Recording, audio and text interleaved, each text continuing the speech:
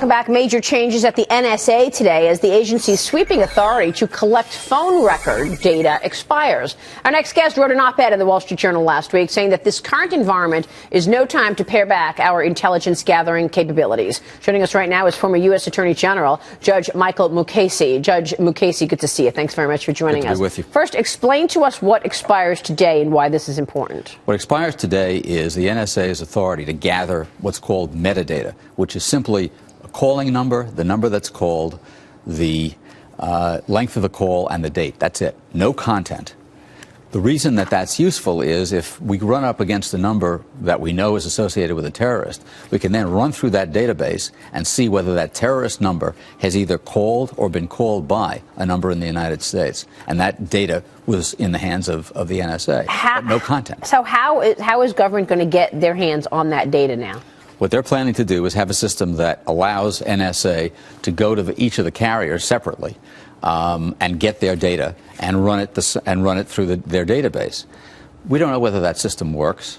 The letters written to endorse it were written by the head of NSA 6 months or more ago, who said, we think we can design a system with the cooperation of the carriers. Carriers aren't really crazy about this idea because it has them as the repositories of the information, subjects them to sabotage and hacking and Lord knows what else. We then had the Director of National Intelligence, James Clapper, and the Attorney General, Loretta Lynch, writing a letter saying, we think this is going to be fine, and if there are any serious problems, we're going to let Congress know. That's not much of an assurance, is it? Yeah. What's the carrot and what's the stick for the carriers here? The carrot is we will think well of you. There is no stick, as far as I know. There's no requirement that they hold the information for longer than they do consistent with their business needs, which is probably about 6 months. I guess my thought is my gut reaction is if you're talking about a terrorist number that then you look up to see if there's any calls to or from that number from the United States, how quickly does say a terror network adapt to that? Adapt to our changing of our policies, and I mean they've been adapting for quite a while. The information that was released by Edward Snowden, for example, allowed them to figure out how to communicate in dark areas of the net, and how to avoid being detected. This is just one more problem that we have, one more obstacle that we have to collecting information. We are learning today, there are reports out that the mastermind behind the Paris attacks has managed to get back to Syria. Abdel Sam, who's, of course, there's a manhunt looking for him after plotting the Paris attacks. Could this kind of information have been helpful in that regard, do you think?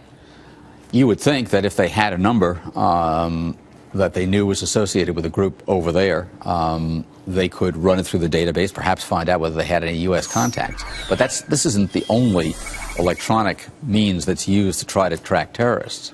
What's also needed, by the way, is human intelligence, and we haven't been getting that to a large degree because people have been killed with drones rather than captured and questioned. We've restricted how we question them. So that information is not coming in either. We're restricting how we question them. We're also having a specific strategy that is using only airstrikes. Many people say those airstrikes are missing their targets. Well, the fact is that many of those, not only that, not just missing their targets, but many missions are flown and airplanes come back with the bomb bays full because the rules of engagement don't allow them to drop bombs in a situation where there might be collateral damage, i.e. civilian casualties. I understand the wanting to avoid civilian casualties, but the fact is that there are always civilian casualties in war, and that when you start restricting things that way, you make it impossible for them to do even the work that they can do from the air. Yeah, right. What's going to work here in terms of this old program that's expiring versus this new program, which frankly doesn't sound like it has a lot of efficacy? What's the middle ground here? How do they win? I don't know that there is a middle ground. I think we ought to get people to understand what the data collection program involves. That we need the metadata. That we need the metadata, and not freak them out over the notion that somebody is listening in on their telephone calls, which is baloney and always has been. Why is it baloney, though? Because it's why not, is that baloney? Because it's not the way the program works. It's not what's going on. They use the data possibly to trace a telephone number. If they get a number, they can then try to apply to a court for a warrant to eavesdrop, but that's the same procedure that's used in ordinary criminal cases. You know, it's really interesting what's going on here because we have become handcuffed in terms of actually defeating ISIS because of the rules of engagement. And the whether timing it be is awful. The airstrikes or whether it be the collection of metadata, this is not the time to be really having this conflict of security versus national security. I mean, Judge, how would you rate how big of a mistake this is, and how long can we last like this? I mean, when will change take place now that this has gone away? The trouble is that this is kind of a crisis-driven discussion, and what I'm afraid of is that change won't take place until we start seeing bodies in the United States the way we saw them in Paris. Then change will take place. But it shouldn't have to come to that. Well, look at all the world leaders who have gathered today in Paris to attack climate change. Wouldn't it be nice to see those kinds of leaders get together to actually come up with a solution to truly defeat ISIS? Yeah, the president says that this conference is a rebuke to the terrorists, that they're going to be terribly discouraged to see all these world leaders getting together to talk about climate change. They're not scared. I don't think that there's any terrorist sitting there saying, oh my gosh, they're talking about climate change. This is horrible. We got to give it up. It's ridiculous. Right. And while they were all talking about climate change, the mastermind of the Paris attacks took a flight and got back to Syria. Yeah, no, I mean, how did that happen? Which shows that there is, at a minimum, it shows that there are networks of people who are sympathetic and cooperative.